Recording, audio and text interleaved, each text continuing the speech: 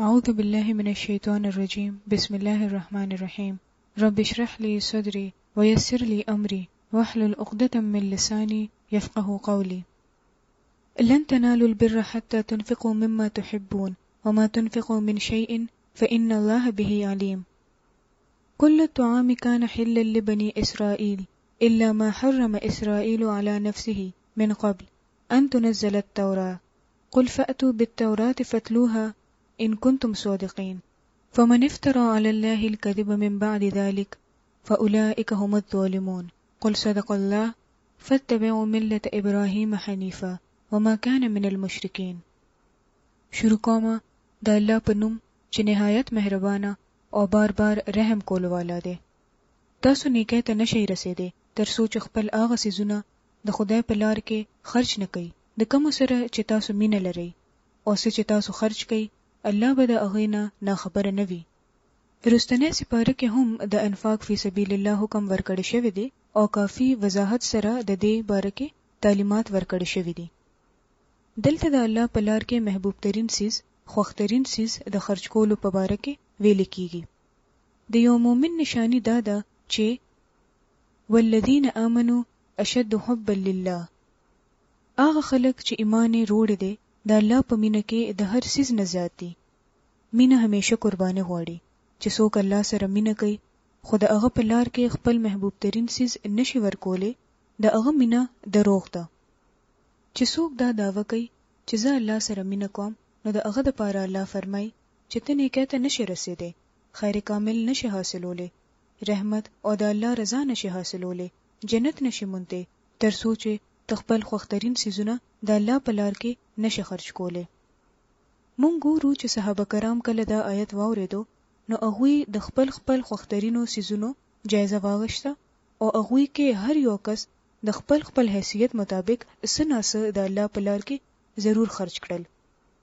د حضرت ابو طلحه رضی الله تعالی عنہ بارک راضی چې د هغوی د مسجد نبوي مخامخ بیروها په نوم یو باغ وو په کم کې بچي نبی صلی الله علیه وسلم کله کله تشریف وړلو او د دې ځای خوږې اوبه سکله. چې دا آیت نازل شو نو حضرت ابو طلحه رضی الله تعالی عنہ د نبی پاک صلی الله علیه وسلم په خدمت کې حاضر شو او عرض وکړو اے د الله رسول صلی الله علیه وسلم زما خو ټولو نه خوښ مال زما دا باغ دی زه تاسو صلی الله علیه وسلم گواه کوم او ویم چې زه دا فی سبیل الله صدقه کوم الله دې مال خیګړه راکړي او ځان سره دې دا مال ذخیره کړي. تاسو صلی الله علیه وسلم ته اختیار دی چې څنګه تاسو خوښه ای تقسیم کړئ. نبی صلی الله علیه وسلم ډیر خوشاله شو او وی فرمایل چې مسلمانانو ته به د دینه ډیر زیاته فائدہ رسی. ته د خپل قرابتدارو کې عزیز رشتہ دارانو کې تقسیم کا. دینه دا خبره معلومیږي چې د الله په لار کې ورکولو کې عزیز رشتہ دار هم راځي. ځکه چې تاسو صلی الله علیه وسلم دغه مال په خپل د اوی خاندان طرف ته راوګرځولو. همدغه شانته حضرت عمر فاروق رضی الله تعالی عنہ دا آیت واوریدو نو نبی صلی الله علیه وسلم ته حاضر شو او وی ویل چې اے د الله رسول صلی الله علیه وسلم زما په مال کې زما د ټولو نه خوښ د خیبر حصہ ده زه دا د الله په لار کې ورکول غواړم. نبی صلی الله علیه وسلم او فرمایل چې دا وقف کا اصل اوساته او میوه وغیرہ صدقه کوا یعنی زمکه په خپل نوم اوساته او پیداواري صدقه کوا. حضرت عبد الله بن عمر رضی الله تعالی عنہ فرمای چې ما د دې آیت تلاوت وکړو نو سوچ مې وکړو چې ما ته هیڅ شی د یو کنیز نه زیات محبوب نه وو. ما هغه آزاد کړه او سپورې مې پزړه کې د هغه د پاره دومره مینه ده چې کسسیز د الله په لار کې د ورکول نه رستو واپس اغشتل جایز وي نو ما به کم از کم هغه سره نکاح کړی وي. دغه شان حضرت زید بن حارثه دا آیت واوریدو نو وی ویل یا الله ته خبره چې زما مال کې دا اس زما د هر سیز نه زیات خوښ دی. د هغه یو اس وو چې نوم وو سبل. هغه سره د نبی پاک صلی الله علیه وسلم ته حاضر شو. عرض وکړو اے نبی صلی الله علیه وسلم دا اس فی سبیل الله قبول کړي. نبی صلی الله علیه وسلم اسامه بن زید یعنی هم دا غوی زوی ته ویل چې ته دا واخله. زید رضی الله تعالی عنہ دا محسوس کړل چې شاید زما مال قبول نشو نو رسول الله صلی الله علیه وسلم او فرمایل چې بهشکه الله تعالی ستا مال قبول کړو. دې کې تاسو ګوره چې یو طرف ته د خرج کولو حکم ورکړی کیږي، خرج کولو والا خرج هم کوي، او بل طرف ته دغه مال هم د اغوی د چانزدې عزیز ته واپس ورکړی کیږي. خبره دا ده چې اسلام کې د انفاق فی سبیل الله کم حکم دی. انفاق لفظ د نفق نه دی. نفق وی سرنګ ته، ټنل ته. ټنل څه ته وی؟ الته څه شی ودریږي نه، یو طرف نه داخليږي او بل طرف نه روزي. دغه شان اسلام کې مال ادرولو، یو څو خلکو سره مال جمع کېدل او د نورو خلکو د مالدارانو ته حسرت سره قتل او په خپل ضرورتمند پاتې کېدل د خوخه خبره نه ده. د اسلامی معاشري خوبي څه ده چې په دې کې د مال په گردش کې وي، صرف یو ځای کې جمع نشي. ځکه چې د مال حیثیت په یو معاشره کې داسې دی لکه د وینې حیثیت په جسم کې، چې کم ځای کې د وینې گردش ودرېږي هغه ځای بیجان شي. بالکل دغه شان د معاشري کمه حصہ یا د سوسایټي کم عضو چې د مال نه بغیر شي، فکر او فاقه کې مبتلا شي، د هغه حصے کارکردګي ودرېږي، د هغوی ذهني صلاحیتونه صحیح طور کار نه کوي، الته معاشي ترقی ودرېږي او ټوله معاشره په یو نقصان کې لاړ شي. ځکه اسلام څه غواړي چې لکای لا یکون دولتم بین الاغنیاء، مال د صرف د اغنیا په منځ کې نه چورلی را چورلی، بلکې ټوله طبقه دې د دینه فائدہ حاصله کی. ځکه دلته څه حکم ورکړی کیږي چې ته نیکی نشي حاصلوله، یعنی نیکی د یو څو ظاهری کارونو کولو نوم نه دی، بلکې د الله لار کې خرج کول نیکی ده، او په دې کې هم څه چې کم ستا پسندیده ای. د دې مطلب دا نه دی چې همیشه به داسې کول وي. یو ځای کې فرمایلی دی قل العفو، چې کم شي زیاتی وي هغه خرج کا. یعنی کله به زائد ضرورت سیس خرج کیږي او کله خوخترین سیز هم، یعنی دوه طریقو سره خرج کېدی شي، خو زندګۍ کې یو څو موقع خو ضرور داسې راتل پکار دي. مونږه کې د ټول خپل خپل جایزه واخلي. داسې نور هم مثالونه شته، خو د وخت کمې دي.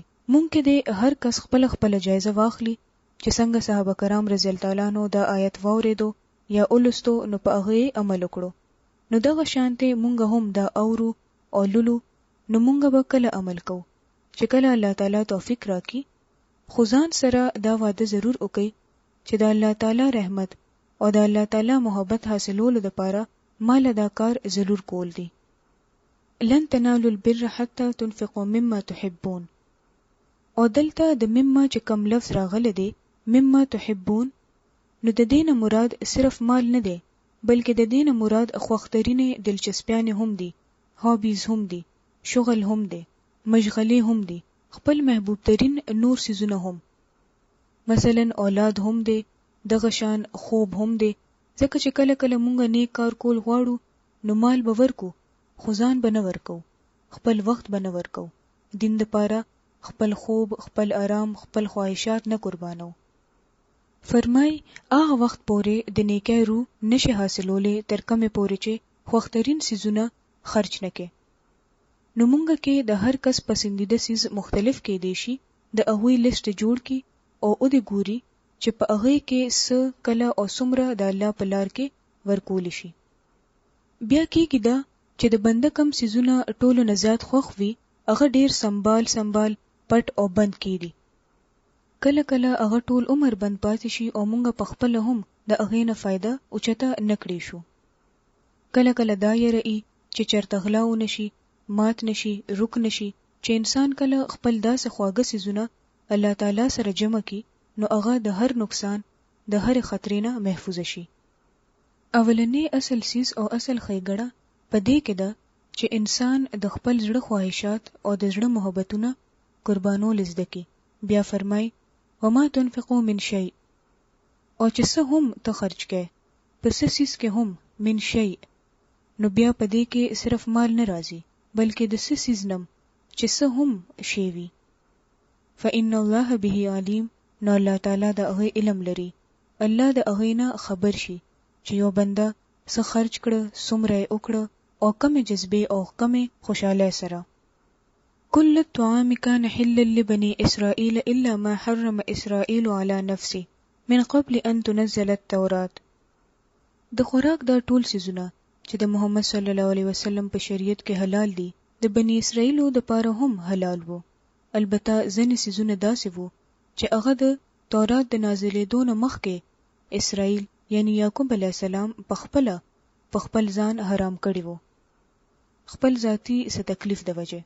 ورته وایا که تاسو په خپل اعتراض کې رښتینی یې نو روړی تورات او د هغه عبارت پیش کړئ، یعنی دلیل روړی. د دین وروسته هم چې څوک خپل دروغ خبره په الله پورې تړي او وی په حقیقت کې ظالمان دي، ورته وایا چې الله څه فرمایلی دي، رښتیا فرمایلی دي.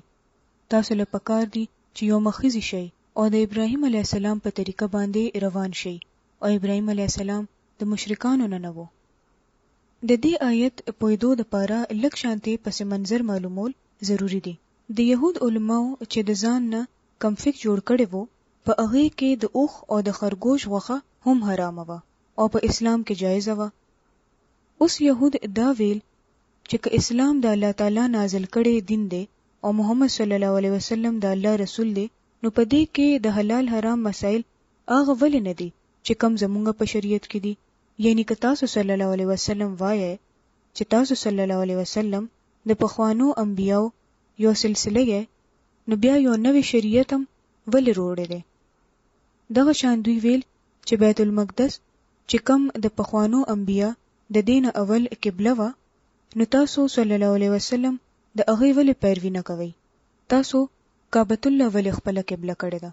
نو د دې دوه خبرو یا د دې دوه اعتراضاتو دلته جواب ورکړی شوی دی چې کم خوراکونه تاسو صلی الله علیه وسلم د پاره حلال وو، هغه اصل کې بنی اسرائیل د پاره هم حلال وو.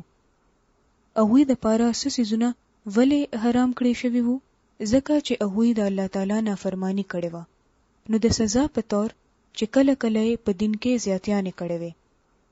چونکه نبی صلی الله علیه وسلم له اوس د الله تعالی شریعت پوره کولو او یو آخري دین راتللو، ځکه هر څه خپل اصل ته را واپس شو. بیا دا خبره ده چې د تورات نازلېدو نه اول سيزونه ذاتی تور باندې حضرت یعقوب علیه السلام په خپل ځان منع کړی وو، نو هغه د هغه نه هم شریعت جوړ کړو. نو وی فرمایل چې په تورات کې داسې هیڅ پابندي نشته. تورات روړه دلیل روړه که تاسو په خپل خبره کې رښتینی یې. د دین مونږه په یو بل خبره پوي دی شو چې د دین مزاج د دلیل مزاج دی. د دین یو حکم هم صرف یو روایت نه یا د جا خواهش نه یا تش د عقل په بنیاد دین نه جوړیږي. ځکه الله سبحانه و تعالی دلته هم او په اولنې سپاره کې هم فرمایلی دي قل هاتوا برهانکم ان کنتم صادقین. دوی ته وایا چې روړي خپل دلیل که تاسو خپل خبره کې رښتینی یې. دلته هم دغه ویل شوی دی قل فأتوا بالتوراة فتلوها ان کنتم صادقین. تورات روړي هغه اولولې که تاسو په خپل خبره کې رښتینی یې چې اصلا دا سيزونه حرام وو. فمن افترى على الله الكذب من بعد ذلك فأولئك هم الظالمون. قل صدق الله فاتبعوا ملة إبراهيم حنيفا وما كان من المشركين. د دین رستو هم چې څوک خپل دروغ خبره په الله پورې تړي او په حقیقت کې ظالمان دي، ورته وایا چې الله څه فرمایلی دي، رښتیا فرمایلی دي. تاسو له پکار دي چې یو مخیز شي او د ابراهیم علیه السلام په طریقه باندې روان شي، او ابراهیم علیه السلام د مشرکانو نه وو. بیا هم دغه شانته د قبله باره کې چې تاسو کم خیال دی چې د ټولو انبیاو دا قبله و، نو تاسو دا خبره هم ټیک نه ده، بلکې د ټولو نه اول چې کم کور په دنیا کې د بندیانو لپاره جوړ کړي شوی وو هغه هم د مکی وو مبارک کور. ان اول بیت وضع للناس. بشکه د ټولو نه اولنې عبادت خانه چې د انسانانو لپاره جوړه شوې ده هغه هم دغه ده چې دا په مکه کې ده. ټولو نه اول فرشتو هغه جوړه کړې و، بیا آدم علیه السلام، حضرت شیش علیه السلام، بیا حضرت ابراهیم علیه السلام، او د هغه نه پس سو زله د خانه کعبه تعمیر وشو.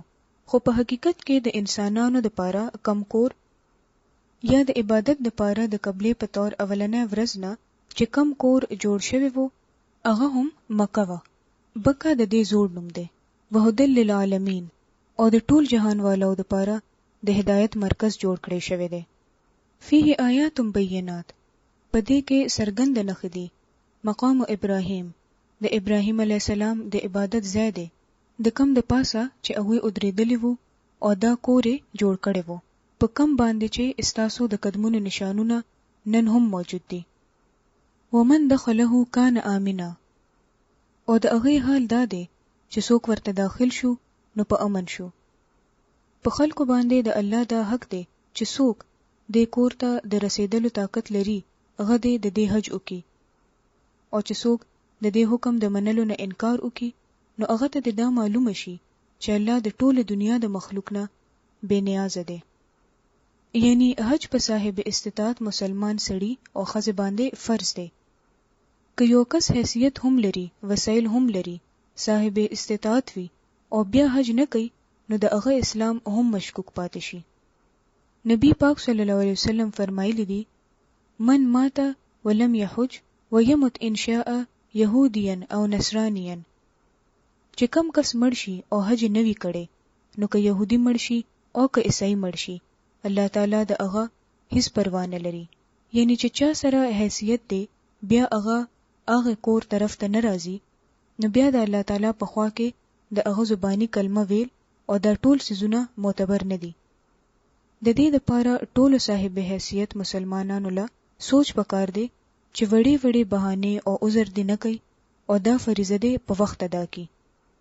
قل یا اهل الكتاب، ورته وایا چې اے اهل کتابو، تاسو ولې د الله د خبرو منلو نه انکار کوئ؟ تاسو چې څه حرکتونه کوئ هغه ټول الله ویني. ورته وایا اے اهل کتابو، دا تاسو څه طریقه ده چې څوک د الله خبره مني هغه هم د الله د لارې نه منې کوي او غواړي چې هغه په کګلار لاړ شي، حالکه تاسو په خپل گواهان یې چې هغه په نیغه لار دی. تاسو د حرکتونو نه الله نه خبره نه دی، حالکه تاسو په خپل گواه یې، یعنی د چا د دغه کس چې په حق دی. ځکه چې نبی پاک صلی الله علیه وسلم کوم پیغام وروړي وو دوی هغه پیژندو او نبی صلی الله علیه وسلم هم پیژندو. یعرفونه کما یعرفون ابناءهم، چې څنګه خپل ځامن پیژندل خو مه ضد وجنا د حسد وجنا نه به د نبی پاک صلی الله علیه وسلم منل او نه به د هغه پیغام منلو. په دغه باندې فرمایي چې تاسو په خپل حق کې نقصان ده او الله تاسو د حرکتونو نه غافل نه دی. یا ایها الذین آمنو، هغه خلکو چې ایمان امروړ دي، که تاسو په اهل کتابو کې د یوې ډلې خبره اومنله نو دوی به تاسو د ایمان نه بیا کفر ته واوړي او تاسو د پاره کفر ته د واپس تللو اوس بهانه پاتې ده. اوس خو تاسو ته د الله آیتونه اورول کیږي او په تاسو کې د الله رسول موجود دی. چا چې د الله لمن په مضبوطیا سره اونیوله نو هغه ضرور نیغه لار بیا اومنتله. یعنی مونږه د اهل کتاب د پیروانه منې کړي کیږو. یا ایها الذین آمنو اتقوا الله حق تقاته، اے هغه کسانو چې ایمان امروړ دي د الله نه ویریږئ لکه څنګه چې د هغه نه د یریدو حق دی او تاسو له د مرګ نه راځي خو په داسې حالت کې دی راشي چې تاسو مسلمانان یې. نمبر 1 تقوا، نمبر 2 په حالت اسلام کې مرګ. ځکه چې یو کس ټول عمر ښه کارونه کوي خو د هغه اختتام ښه نشي، د الله د اطاعت په ځای د هغه په نافرمانی کې مړ شي نو دا شی به د هغه لپاره انتهایی نقصان دی وي.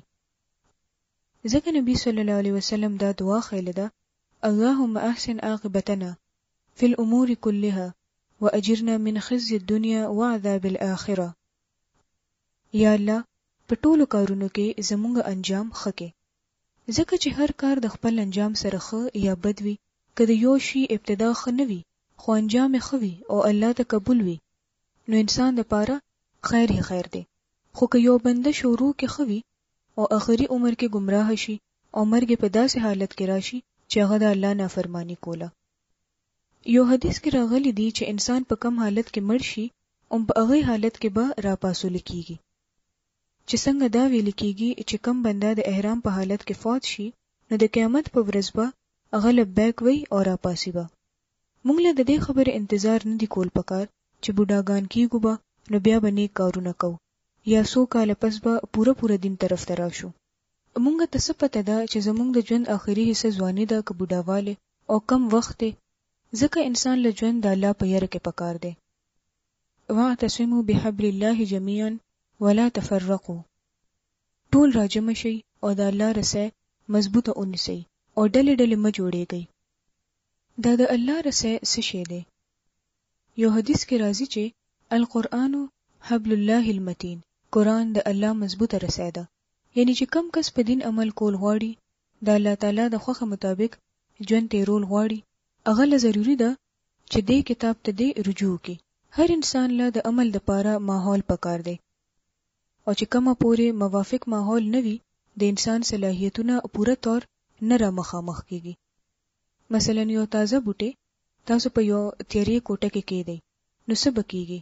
هغه به زیړ شي په یو څو ورځو کې.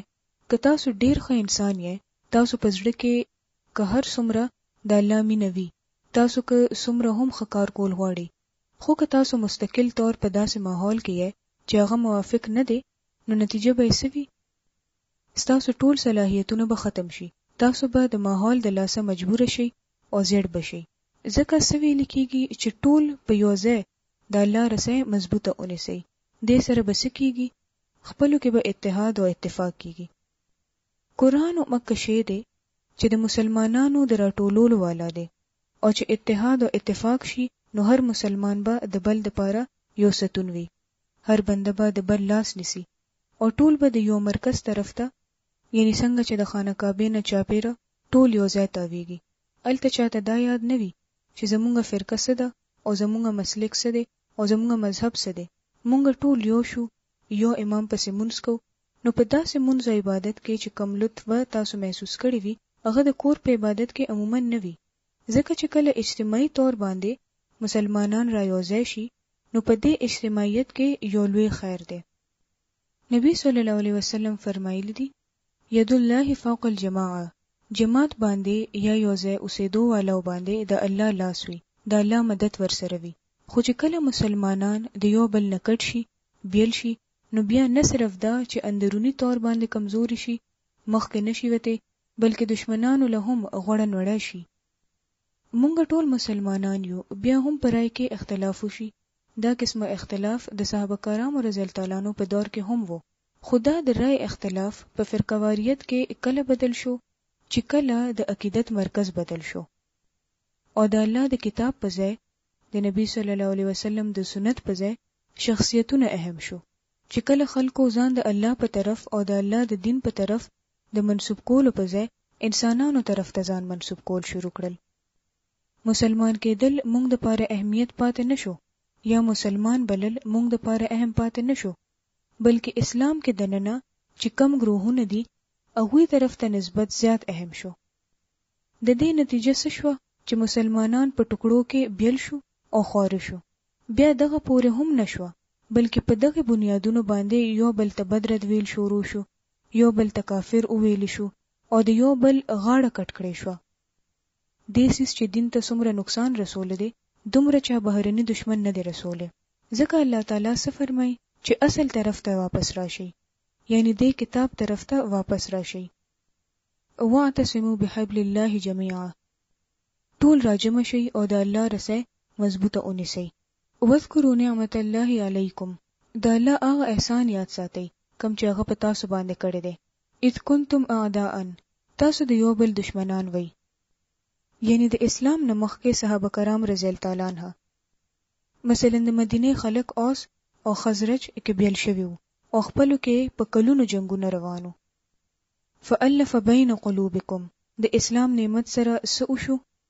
هغه ستاسو په زړونو کې مینه واچوله.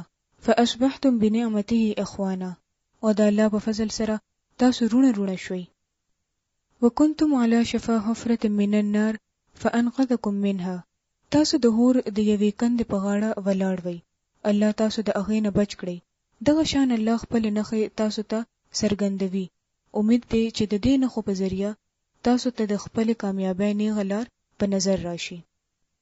ولتکم منکم امة يدعون الى الخير ويأمرون بالمعروف وينهون عن المنکر، په تاسو کې څه خلک ضرور داسې پکار دي چې نیکی طرف ته رابلل کوي، د ښه کار حکم کوي او د بدو نه منع کول کوي. کوم خلک چې دا کار کوي هغوی به فلاح بیا مومي.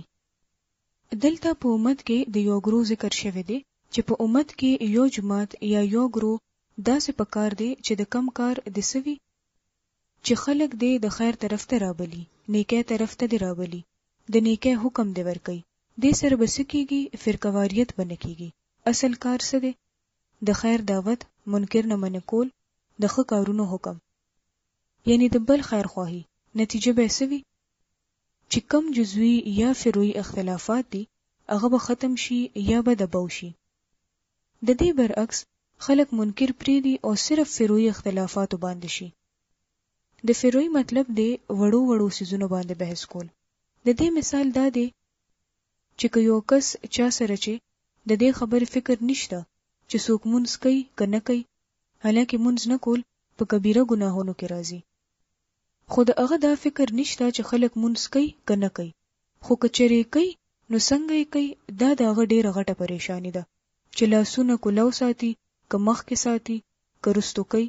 په دې خبره هغه ډیر پریشان دی او په دې خبره باندې هغه بلته گمراه او فاسق هم وي. نن په امت کې همدا کیږي. په مونږ کې دا شی خو ختم شوه دی چې منکرات او پیجنو، د هغه نه منکول وکړو، خلک خیر طرف ته راوبلو، بلې د عام شي، اخلاق د خوشي، ادب آداب راشي، خلکو ته د امت مسلمه د خپل عمل او کردار وجنه مسلمان ښکار شي.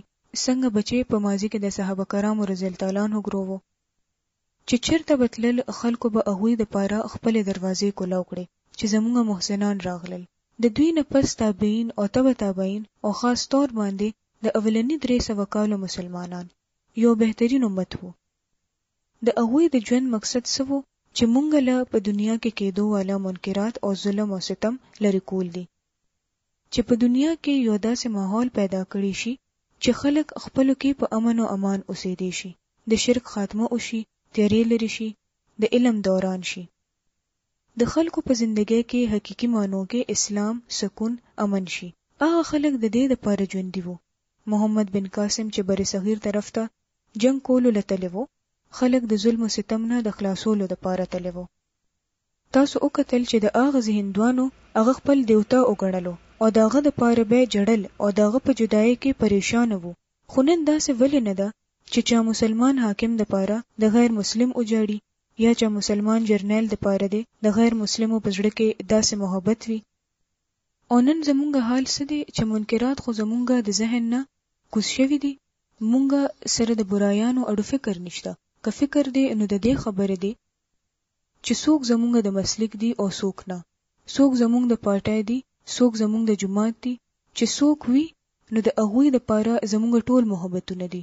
او نور مسلمانان هغوی خو شاید مسلمانان هم نه دي، چې تر څو پورې د مسلمانانو دا مزاج بدل نشي تر هغه پورې به هغوی نه ځان د پاره باعث امن وي او نه د نور دنیا د پاره.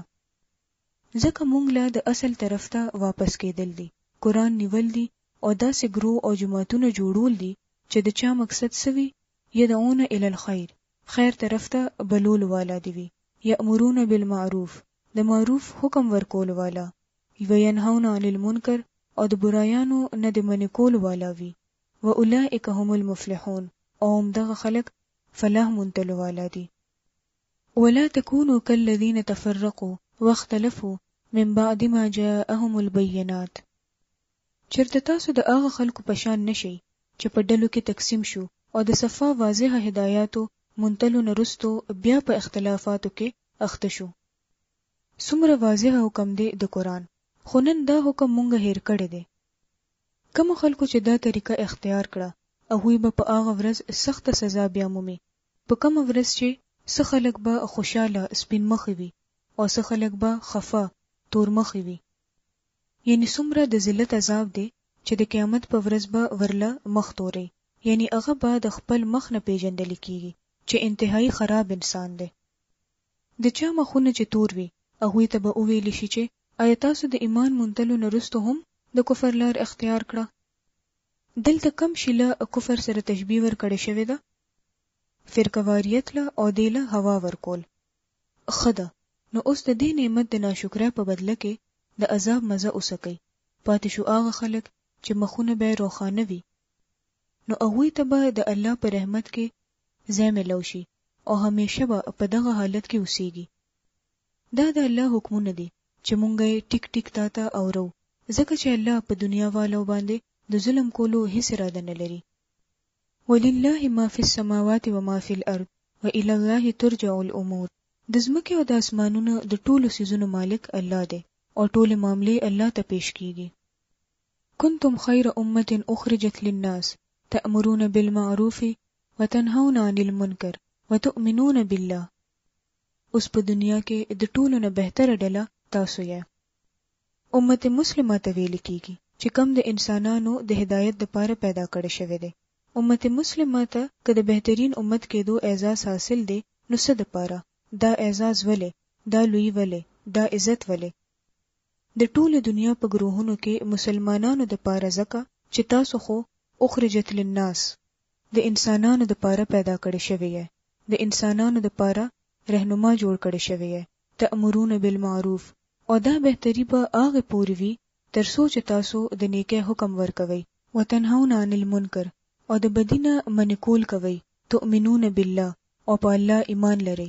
ولا يخافون لومة لائم، او په دې معاملې کې د چا ملامتګر د ملامت نه اونې یریږئ.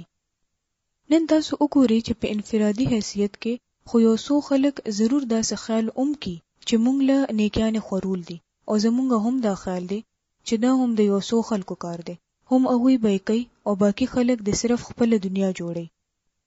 خو دلته تاسو ګورئ چې په یو حیثیت ټول امت ذمہوار دی. چې څنګه ویل شوي دي چې یو ګروه خدا سے پکار دی، اول د ګروه خبره ده او اوس د ټول امت خبره ده. د ګروه ذمہداري څه ده چې د هغوی به پوره ټایم دغه کار وي. د یو ملک د حفاظت لپاره یو آرمی وي، د دغه آرمی څه کار وي چې هر وخت به ویښ وي چې څه کیږي، او د دغه لپاره د باقاعده تربیت واخلي. خو څه یو فوج تر هغې پورې کامیابېدی شي تر څو پورې چې هغې پسې عوام هغې سره نه وي؟ نه. نو بالکل همدغه حیثیت د ګروه او د جماعت دی، د ګروه او د امت دی، یا د جماعت او د امت دی. یو جماعت له خو د فوج په شانتې هر وخت دا کار کول دي. هغوی له د دغه لپاره تربیت هم اغوښتل پکار دي، د دغه لپاره ژوندونه هم وقف کول دي. څنګه چې به تاسو په کرسچن میشنریز کې کتلی وي چې بعض خلک مکمل طور باندې ځان وقف کی، خو او په هغوی کې یو انتها هم کیږي چې واده نه کوي، خاندانی زندگی نه وي، دنیا بالکل پریدي. خو چې بل طرف ته کم خلک په دې کې نه وي شامل، هغوی ورله مدد ورکوي. بالکل داسې څنګه چې یو فوج جنگيږي او شاته نه ورله ټول قوم سهاره ورکوي، همت ورله ورکوي، مال سره، وخت سره، یا د زیاتې لوی خطرې په موقع ځان په خوخه پیش کی، رضاکارانه تور باندې پیش کوي د لوی جنگ په موقع باندې. او دغه حال دلته دی، یا هم دغه نسبت د جماعت او د امت دی چې یو څو خلک د دې کار به طور خاص کوي او به طور عام په ټول امت باندې دا لازم دی، او چې هغه د صرف خپل ځان کې نه بلکې ټول دنیا اخرجت للناس کې ټول انسانان راځي، ټول انسانانو لپاره، که هغوی رشیا کې اوسېږي یا چاینا کې یا کوریا کې یا تایوان کې یا جاپان کې یا دویم طرف ته امریکا او یورپ کې اوسېږي یا د افریقې په یو ځنګل کې اوسېږي. هر ځای چې څوک هم انسانان وي هغه کومو لارو باندې روان دی، د هغې ذمہداري مسلمان امت باندې ده چې هغه د هغوی باره کې سوچ وکړي. صرف الله به زمونږ دپاره دا عہده په ځای وي، خیر امتن. خو مونږ دا عہده څنګه غشته ده چې مونږ خو بهترین امت یو، جنت ته بزو، د حضور صلی الله علیه وسلم امت یو، هغوی به زمونږ سفارش کوي، مونږ به دنیا کې هم مزې کو، آخرت کې به هم مزې کو، نه سکار نه روزګار. که مونږ څه نه کو نو سوچ وکړئ چې دا زمونږ ذمہواری ده. څومره د افسوس خبره ده چې د امت مسلمه یو ډیره حصہ د دې نه ده خبر چې دا د هغوی ذمہداري ده، او چې په چا ذمہواری واچولی شي نو د هغې تپوس هم کیږي. د قیامت په ورځ چې کله خلک به جهنم ته ورچول کیږي نو هغوی به زمونږ ګریوان نه نیسي چې د دوی نه تپوس وکړي. دوی سره په کور کې کتاب پروتو، دوی به هغه لوستو او تلاوت به کولو، ښه ډېرې نیکیانې او ثوابونه به ګټل. اوس خو مونږ همدغسې کوو چې دومره قرآن ختمول دي، دومره سپارې ویل دي، ځکه چې د یو یو حرف باندې لس نیکیانې دي. ځان دپاره ښه خودغرضه یو، ښه نیکیانې جمع کوو جنت ته د تلو دپاره، خو دنیا کې د نورو خلکو فکر نه کوو، مونږ خو اخرجت للناس یو، مونږ خو د نورو د فکر د پاره پیدا کړی شوی یو. خو دې طرف ته د چاړو خیال نزي، ځکه چې د قرآن ډو پته نشته چې دی وایسه.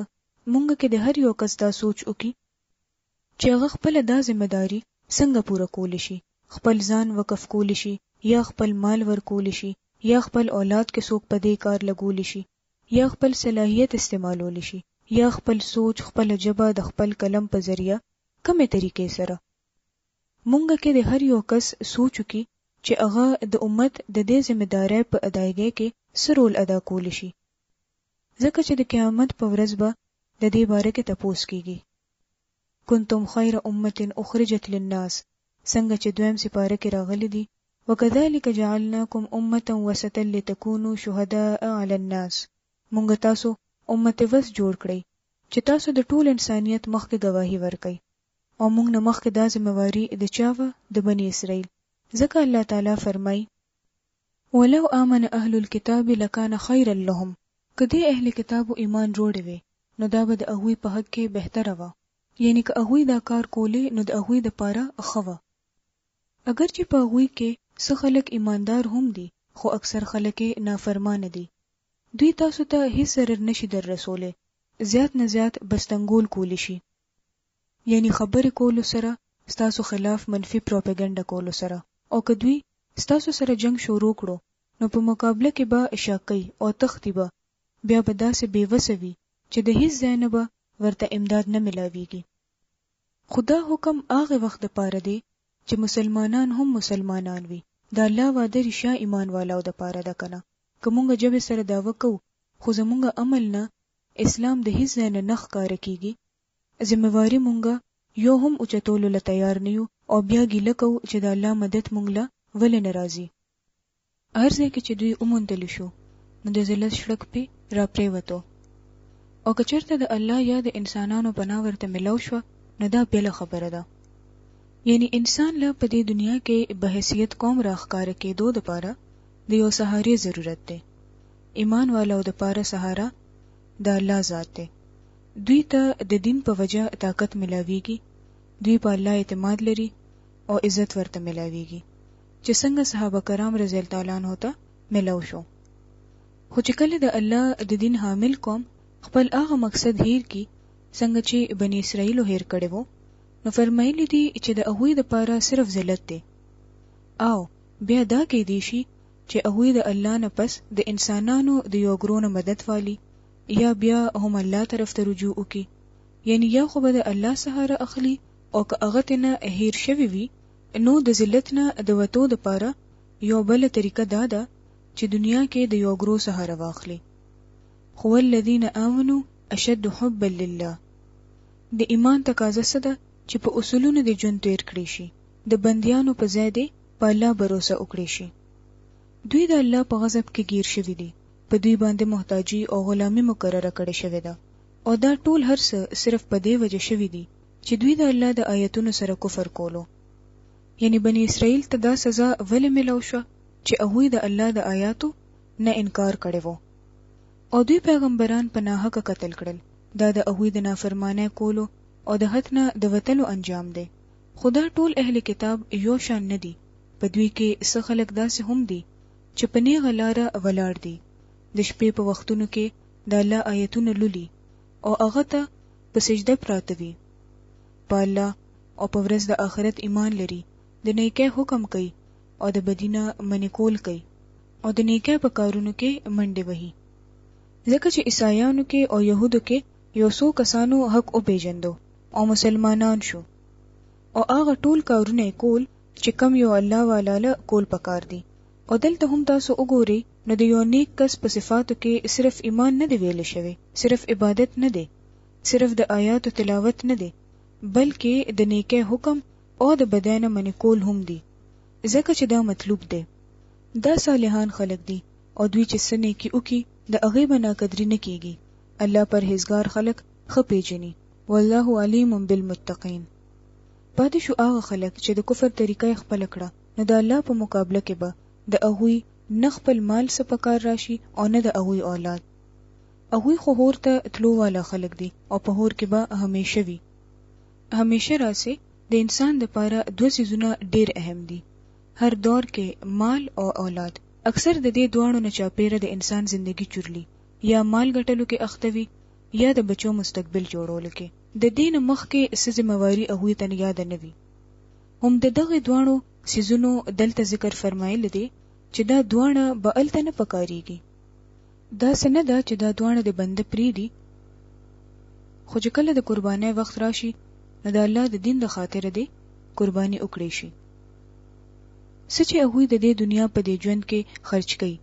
د هغه مثال د هغه هوا په شانت دی چې په هغه کې سخت یخواله دی او دا خلکو په فصل باندې ورشي چې هغه په ځانونو ظلم کړی وي او هغه فصل ورله تباہ او برباد کی. الله په هغه باندې ظلم نه دی کړی. په حقیقت کې هغه په خپل ځان باندې ظلم کوي. یعنی صرف د دنیا د خاطره ژوند تیرول والا چې مال هم خرج کوي هغه به د هغه د هلاکت باعث شي. یعنی د قیامت په ورځ به د هغه اصله هغه ته نه ملاويږي. او ګویا دا د هغه په خپل ځانونو ظلم دی چې انسان د ځان ستړي کی خو صرف د دنیا د پاره او چې آخرت کې ورسی نو د هیڅ چیز څه اجر یا سله ورته نخکاری. یا ایها الذین آمنوا لا تتخذوا بطانة من دونکم. هغه خلکو چې ایمان امروړي دي د خپل جماعت د خلکو نه علاوه بل څوک خپل رازدار ما جوړوي. بطانه لفظ د بطن نه دی. بطن دننه پټ وی کنه نو د دننی رازونو د پاره استعماليږي. او تاسو د خرابولو د پاره یو موقع نه خطا کوي. تاسو ته چې پس سیز نقصان دررسي هغه د هغه خوخوي. یعنی د مسلمانانو نقصان د هغه ډیر خوخ دی. خوشاليږي په هغه. د هغه د ژوند بغض د هغه د خلونه روزي او چې په سینو کې پټ پراته دي هغه د دې نه زیات سختي. مونږ تاسو له صفه هدایت درکړې دي. که تاسو عقل لرئ نو د هغه سره به په تعلقاتو ساتلو کې احتیاط کوئ. ها انتم اولئک تحبونهم ولا يحبونكم وتؤمنون بالكتاب كله. تاسو د هغه سره مینه کوئ خو د هغه تاسو سره مینه نشته سره د دې چې تاسو ټول آسماني کتابونه منئ. اوس دلته فرق ویل کیږي د ایمان والو او د اهل کتابو. مسلمان د رسول ویل کیږي هم هغه ته چې د چا په زړه کې ټولو د پاره خیر خواهی وي او هغه کس چې څوک خیر خواهی صرف خپل ګروپ پورې ساتي هغه د انسانيت د کار نه دی. اوس یو کس د خپل بچو د پاره د خپل کور د پاره د خپل خاندان بارکه خو ډیر خیر خوا دی ډیر خیال ساتلو او محبت کولو والا دی خو د هغه دا پروا نشته چې د بل بچي په کم حال کې ژوند تیری. هغه خپل ځان د پاره خو فکرمند دی چې زه د جنت ته لاړ شم خو هغه سره دا فکر نشته چې بل کس به د کفر حالت کې چرته رسی. ځان د پاره خو هغه ته د دوزخ شولې ښکاری خو کفر کولو والا د پاره ورته نه ښکاری ځکه هغه یو د خود غرضه ژوند تیری. نو دلته د مسلمانانو د مجموعي مزاج ذکر شوی دی چې د مسلمان په زړه کې خو هر چا د پاره خوالي وي خو نور خلک ستاسو د پاره د خوالي هغه جذبات نه لري او وی تاسو له دوکه درکې. کله چې هغه ستاسو سره ملاويږي نو وای چې مونږ هم ستاسو رسول او ستاسو کتاب منل دي. خو چې کله ستاسو نه جدا شي نو ستاسو خلاف د ډیر قهر او د ډیر غصې نه خپل ګوتې چیچي ورته وایا چې په غصه کې اوس وځي مړ شي.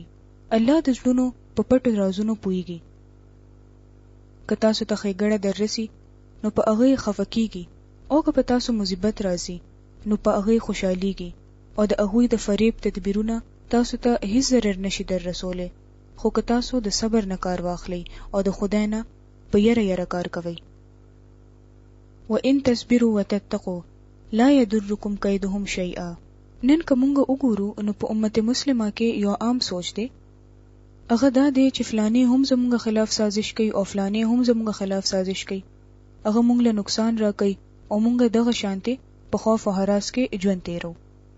د دې حل دا نه دی چې موږ د نورو د سازشونو په بینقابه کولو کې ټول وخت لګیدلیو او دغه د خپل ژوند مقصد کو.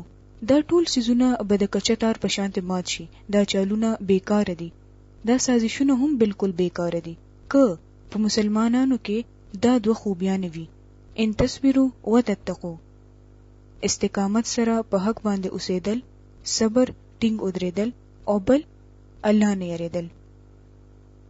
د الله تقوا چې تقوا په زړه کې راشي نو انسان هیڅ سره زیاتې نشي کولی. هغه ځان سره هم او خپل دشمن سره هم د عدل او د انصاف نه کار اخلي.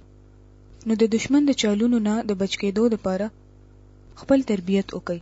څومره عجیبه خبره ده کنه، یعنی صرف خوفزده مکه نه یا په جواب کې د چالونو جال م جوړوي. نه، امت مسلمه خو د ټول انسانیت لپاره د خیر او بلای پیغام ساتي. مونږ له خو د ټولو لپاره د هدایت لار کولاو ساتل دي، او هغه لپاره ضروری ده چې مونږ د خپل ځان دننه او بهر ټیکو. تقوا دننه او صبر په بهر رویه کې او په طرز عمل کې. او صبر وی منفي رویه نه بچ کېدو ته.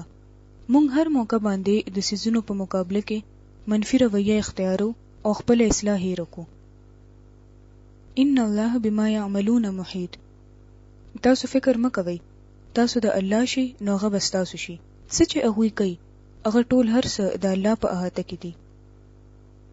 د الله په مقابله کې یو قوم هم نشي درنېدی. که تاسو الله والا شي، الله سره تعلق مضبوط کړئ، نو په تاسو هیڅ غالب نشي راتلی. لہذا په داسې موقع چې کله هم امت مسلمه د ذلت شکار کیږي، نو صرف د بهر مصائب او مشکلاتو کتو په ځای خپل ځان کې هم قتل شروع کړئ. مونږ کې کم ځای کمزوري ده، مونږ له د خپل اصلاح کم پروګرامونه جوړول دي. مخکنی آیتونو کې د جنگ احد ذکر شوی دی. جنگ احد باره کې تاسو ټولو ته پته ده چې مسلمانانو ته وقتی طور شکست شوی وو. نو د هغه اسباب ویل کیږي چې د رسول الله صلی الله علیه وسلم په موجودګۍ کې هم مسلمانانو ته شکست ولې وشو. د هغه څه اسباب او هغه اسباب نه ځان خبر کا او د هغه اصلاح وکا. د الله مدد تاسو د پاره دی که تاسو خپل اصلاح وکئ او دغه کمزوریانه د ځان نه لری کئ. وَإِذْ غَدَوْتَ مِنْ أَهْلِكَ تُبَوِّئُ الْمُؤْمِنِينَ مَقَاعِدَ لِلْقِتَالِ. اے پیغمبره مسلمانانو ته د هغه موقع ذکر وکا کله چې ته سحر وختي د خپل کورونو نه وتلې وې او د احد په میدان کې د مسلمانان د جنگ لپاره ځای په ځای مقررول. الله ټول خبره اوري او د هر څه نه خبر دی. دا خبره یاد کړئ کله چې پتا سو کې دوه ډلې بیزړتوب ته تیار شوي وي. د کافرانو لشکر 3000 وو، د مسلمانانو 1000 وو.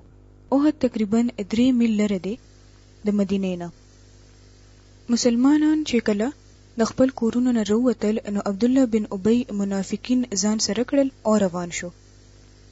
ځکه چې بظاهر به هغه هم د اسلام اظهار کولو او داغه مرګرو هم. نو لږ مخکې تللو نه پس خپل 300 مرګرو سره را واپس شو او ویل چې مونږ تاسو سره نشوتلې، مونږ خو ویلی وو چې تاسو مدینه کې د نن جنگ وکړئ، تاسو بهر روان یې، مونږ نشوتلې. نو څه وشو چې کله 300 خلک د یو فوج نه یو دم بیل شي ان د جنگ نه مخکې، نو تاسو سوچ وکئ چې د باقی خلکو به څه حال شي. دې سره دا وشو چې دوه مخلصو مسلمانانو قبیلو کې هم بزدلی راغله چې اوس بس کیږي. دوی چې مونږ پرې خودو نو اوس به مونږ د دشمن مقابله کې څنګه پوره کیږو. او حال دا چې الله د دوانو مددگار وو او مؤمنانو له خو په الله باندې باور ساتل پکار دي.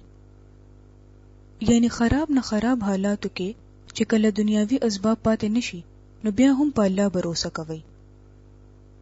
اخر د دین مخکې په جنگ بدر کې الله تاسو امداد کړي وو او حال دا چې په هغه وخت کې تاسو ډیر کمزوري وئ. اوس خو بیا هم اوسوي، هغه وخت خو 300 او 14 وئ. نو په دې وجه تاسو له پکار دي چې د الله د ناشکرانه ځان اوساتئ. امید دی چې اوس به تاسو شکرګزار جوړ شئ. د دین څه پته لګي چې مشکل حالاتو کې هم چې وسایل نخ کاری نو یو مومن بنده د شکر په کیفیت کې او چې صبر سره ای په هغه صبر او قناعت سره مخکې روان وي. نو خبره دا پته لګي چې تر کومه انسان د نن کمزوري شوی نه وي تر هغه وخت د بهر سيزونه اغله نقصان نه ور کوي. خو چې کله انسان د دنن نه کمزوري وي، د هغه ایمان کمزوري وي، د هغه خپل ځان کې شک پیدا شي، نو بهرني لوی لوی اسباب او وسایل هم فائدہ نه ورکوي. یاد کا دا خبره کله چې تا مؤمنانو ته ویل چې آیا ستاسو د پاره دا خبره کافی نه ده چې الله ستاسو د امداد د پاره 3000 فرشتي راولېږلې؟ بهشکه که تاسو صبر وکړو او د خدای نه ویریدئ. دوباره بیا اکه خبره تصبروا وتتقوا، 2 هتیار. نو څو وخت چې دشمن په تاسو حمله وکي نو په هغه وخت بس تاسو رب په 3000 نه په 15000 انخدارو فرشتو سره تاسو امداد وکي. دا خبره الله تاسو ته زکه اوخوله چې تاسو خوشاله شئ او زړونم مطمئن شي. فتح او امداد هر څه د الله د طرف نه دي چې لوی طاقت والا او حکمت والا دی.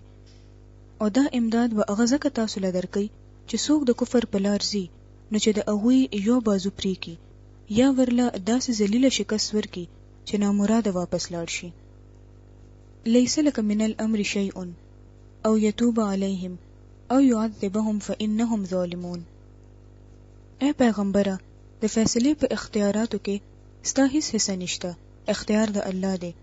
د هغه خوخه ده که معاف کوي او که سزا ورکوي ځکه چې هغوی ظالمان دي.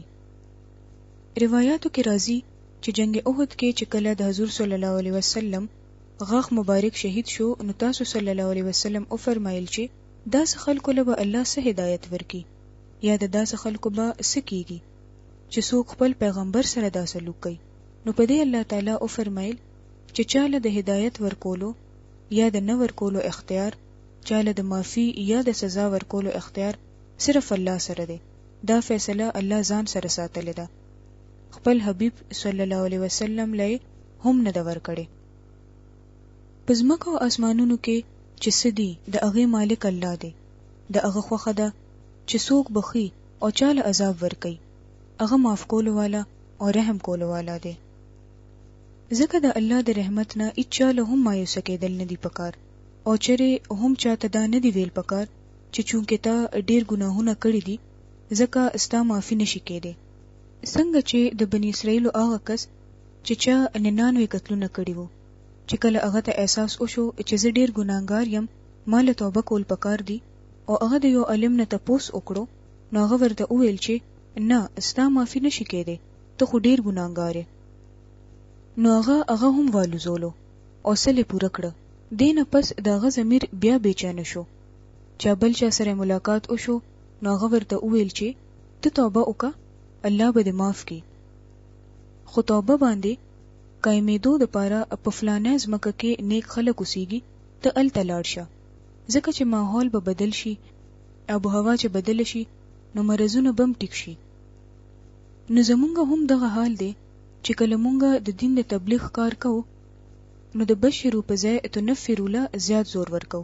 حالانکه رسول پاک صلی الله علیه وسلم فرمایلی دي بشرو، خوشخبری ورکي، ولا تنفروا، متنفر کوي ما، یسرو، اسانی پیدا کوي، ولا تعسروا، او مشکل ما پیدا کوي. نو د دین پیغام چې کم دی هغه د امید پیغام دی. یو کس چې هر کله را واپس شي د الله تعالی دروازې هغه د پاره کولو دي. شرط دا دی چې هغه پوره استقامت او خالص نیت سره را واپس شي. یا ایها الذین آمنوا لا تأکلوا الربا اضعافا مضاعفا. هغه خلکو چې ایمان امروړ دي دا په سوسو چنده زیاتېدو والا سود خوراک پرې دی. ولی چې په جنگ احد کې مسلمانانو ته د مال د محبت د وجنه ناکامي شوه و. په درې باندې متعین 40 کسانو له رسول الله صلی الله علیه وسلم حکم ورکړی و چې که زمونږ غوخه هم سوک شو کوي نو تاسو به د دې ځاینا نه خوا کېږئ. چې مسلمانان شروع کې کامیاب شو او دشمن روان وو نو په هغه کې یو څو کسان لاندې راکوز شو او مال غنیمت راټولول شروع کړل. د دې موقع نه دشمن فائدہ اوچته کړه او د شانې بیا حمله وکړه. مسلمانان په مینس کې اون قتل او 70 صحابه کرام شهید شو. نو دا یو لوی زخم وو چې کور کور کې لګیدل وو خلکو ته. نو په دې موقع دا آیت نازل شو چې سود خوړل پرې دی. ځکه چې سود خوړل والا د مال په محبت کې داسې مبتلا شي چې لیونی شي. د هغه دا پروا پاتې نشي چې څوک څومره ضرورتمند دی، د چا د ضرورت نه چې ز خپل ځان له فائدہ راوباسم.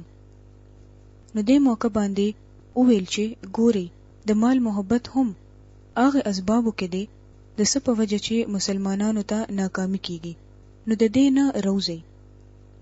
د رسول د قران انداز دومره خشته دی، دا څه نه ده چې د یو څو کولو او د نه کولو لیست ورکړی شوی دی چې دا کوي او دا مکوي. دا د تربیت نظام دی. یزکیهم ستوي چې حضور صلی الله علیه وسلم چرته اوس په نګرمه وکته التبه گزار وکړو چې اوس بدوی ووري، اوس بدوی بدل شي. د هغه هور نزان اوساتي کم چې د کافرانو د پاره تیار کړی شوی دی، او د الله او د رسول حکم اومني. امید دی چې په تاسو به رحم وکړي شي. په هغه لار په منډه ځئ کوم چې تاسو د رب بخشش ته او د هغه جنت ته ځي چې د هغه فراخواله د ځمکې او د اسمانونو عمر دی. او هغه چا د پاره دی؟ د هغه خدا ترسو پرهیزګارو خلکو د پاره تیار کړی شوی دی چې په هر حال کې خپل مال خرج کړي، خوا که بدحاله وي او که خوشحاله وي. یعنی جنت ته د تلو د پاره شرط څه دی؟ هر حال کې صدقه وکړي. مونږ خو هغه وخت صدقه کوو چې مونږ سره سزيات وي. غنی نو مونږ سوچ کوو چې مونږ خو په خپل ضرورتمند یو، مونږ چاله سور کولی شو. نو دلته سوي هر حال کې خرج کړي، که خوشحاله وي او که بدحاله. الذين ينفقون في السراء والضراء والكاظمين الغيظ والعافين عن الناس. او چې هوی په خپل غصه قابو لري او د نورو خلکو قصور معاف کوي، داسې نیکان خلک د الله ډیر خوښ دي. دلته جنت ته د تلو والو صفات ویل کیږي چې هوی غصه اوس کی. خو ګرانه دا ده چې شاید داسې څوک کس وي چې غصه نه ورزي، یا دا د چانه نوی اوریدل شوی چې زما یو ډیر لوی مشکل دا دی چې مال غصه ډیر راځي. خو خبره دا ده چې غصه خو هر چاله ورزي، دا یو فطری سیز دی. خو دلته څه حکم ورکړی کیږي؟ والکاظمین الغیظ، غصه دباول والا، غصه کنټرول کول والا، هغه اسکلو والا. اوس کیږي دا چې د غصې ساز باب وي، کومګه دا غواړو چې د غصې نخلاص شو، نو هغه د پاره بدا قتل غواړي چې غصه په کم بنیاد راځي. مونږ ګورو چې نبی صلی الله علیه وسلم له هم غصه ورتله، خو تاسو صلی الله علیه وسلم غصه به صرف الله تعالی د پاره و. تاسو صلی الله علیه وسلم چیرې هم د خپل ذات د پاره د چانه انتقام نه دی غشته. حدیث کې راځي نبی صلی الله علیه وسلم د خپل ذات د پاره په هیڅ معاملې کې چیرې انتقام نه دی غشته. خو کله الله حرمت په ماته دو، نو تاسو صلی الله علیه وسلم به د الله د پاره انتقام غشتو. غصې د پاره قران پاک کې 3 لفظونه استعمال شوي دي: سخط، غیظ او غضب. د غصه دراتلو ډیر وجوهات دي. بعض اوقات معاشري مسلې وي، کله خاندانی فطرت د وجنه، او کله د صحت مسلې وي. نو که چاله ډیر غصه ورزي، نو د دې علاج کول ضروری دي. دا خبره تاسو ته ځکه ویل کیږي لږ وضاحت سره چې جنت ته د تلو د پاره غصه دباول ضروری دي. غصې نه بعض اوقات بیماری جوړ شي، که د دې اسباب معلوم وي نو انسان د دې اصلاح هم وکي. اوس د دې نقصان سوي په تعلقاتو اثر پریوزي، مرګري یو بل نه جدا شي، بیا انسان په خپل ډیر پریشان شي او د هغه خپل طرز عمل ډیر خراب شي.